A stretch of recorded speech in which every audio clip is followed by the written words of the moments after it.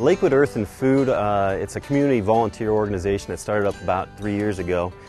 Just a couple of citizens that wanted to get the community involved with a little bit more sustainable practices and get them connected with local foods. One of the initiatives that we have is the community gardens, and in about 4 plots in the city we've got these community gardens. You pay a flat fee of $25 and you get a 10-foot by 10-foot plot, and it's a DIY type of project. You get that land to use and get to plant whatever you'd like there, flowers, vegetables.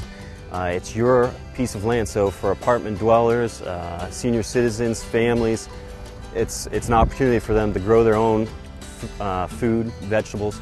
The Master Gardeners and H2O, they happen to collaborate and get together to help one another out for the H2O plot. So it's been pretty interesting to see how H2O has really taken the ball and run with it. What's happening this year with the Master Gardeners is they've teamed up with the community gardens, and they're trying to provide some assistance to them in terms of if they have any questions or issues or problems with the garden, or need some advice or just some moral support, and free seeds and other kinds of materials that they can use in the community gardens. And Seal Dorsch, who's responsible for the H2O program, actually put out a little email through the Master Gardener newsletter letting us know that now there was this new program working with kids. Every year we look for new service sites for H2O, and I happened to see something in the newspaper about Leaf and their garden plots. I think it's a pretty new program.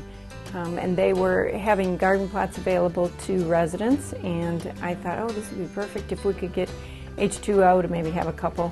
I think it's important for kids to know about, where vegetables come from and try to teach them about sustainable agriculture. So you guys should have seen this plot like 2 weeks ago.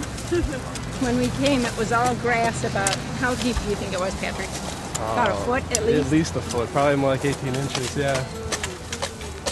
So we had to dig underneath it and turn it all over. Shovel it all out. It's been a lot of work, really.